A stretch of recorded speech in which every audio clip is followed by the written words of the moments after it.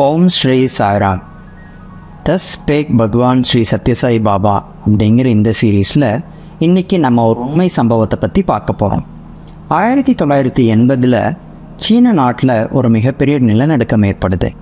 அந்த நிலநடுக்கத்தினால் அங்கிருந்த நிறையா மக்கள் அவங்களுடைய வீடு உடைமைகள் எல்லாத்தையும் இழந்து தவிச்சிட்டு இருந்தப்போ வெவ்வேறு பகுதியில் உள்ள மக்கள் எல்லாருமே முன் வந்து அவங்களுக்கு உதவி செய்யலாம் அப்படின்னு வராங்க. அப்போது கனடா நாட்டில் அன்டோரியான ஒரு பகுதியில் உள்ள ஒரு கிராமத்தில் ஒரு சர்ச் இருக்குது. அந்த சர்ச்சில் இருக்கிற மக்கள் எல்லாருமே ஒன்று கூடி நம்மளால் முடிந்த உதவிகளை இந்த சீன மக்களுக்காக கொடுக்கலாம் அப்படின்னு சொல்லிட்டு முன் வராங்க. அப்போது அங்கிருந்த மக்கள் எல்லாருமே அவங்களால முடிந்த உதவி பொருட்கள் எல்லாத்தையும் கொண்டாந்து சர்ச்சில் சேகரிக்கிறாங்க.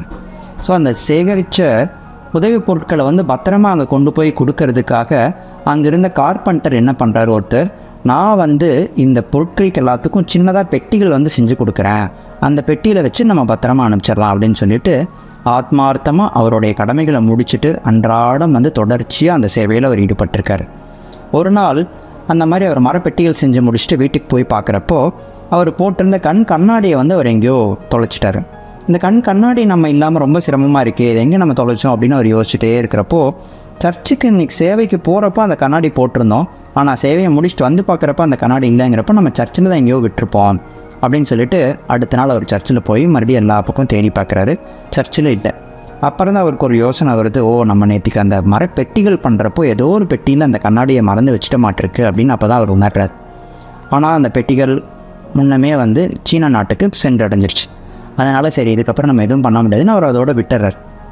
ஒரு 6 மாதம் காலம் கழிஞ்சு சீனாவிலேருந்து ஒரு குழு கிளம்பி வராங்க இந்த அன்டோரியாவில் இருக்கிற இந்த சர்ச்சை நோக்கி.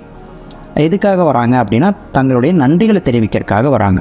அப்போ அந்த ஒரு குழு தலைவர் முன்னாடி பேசுகிறப்போ சொல்கிறாரு, இந்த சர்ச்சில் இங்கே இருக்கிற பகுதி மக்கள் எங்களுக்காக நிறைய பொருட்கள் கொடுத்து உதவி செஞ்சீங்க, ஆனால் ஒரு மனிதர் நான் அந்த நிலநடுக்கத்தில் என்னுடைய கண்ணாடி இழந்து தவிச்சிட்டு இருந்தப்போ கரெக்டாக என்னுடைய கண்ணுக்கு மேட்ச் ஆகக்கூடிய அதே பவர் கொண்ட ஒரு கண்ணாடியை எனக்காக கொடுத்து உதவி செஞ்சுருந்தார், அந்த உள்ளத்துக்கு என்னுடைய மிகப்பெரிய நன்றி அப்படின்னு சொல்லிட்டு அவர் சொல்கிறார்.